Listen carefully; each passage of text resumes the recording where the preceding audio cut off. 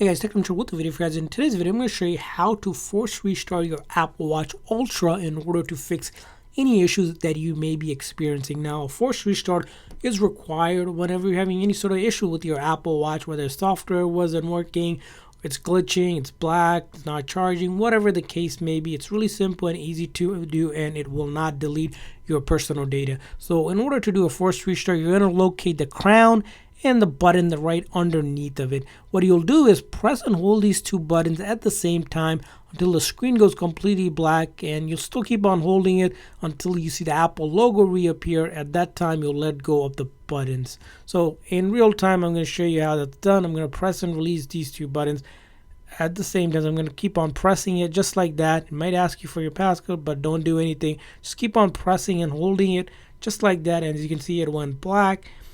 And then once the Apple logo reappears here, we'll let go of that button. So we'll let go of that buttons, and as you can see here, it's just shut down and then it's restarting again. A very effective and the very first troubleshooting step Apple recommends when it comes to troubleshooting your Apple Watch. You're gonna wait for it to normally boot up. Again, like I mentioned, it will not delete any of your personal data on the Apple Watch from your photos, videos, messages.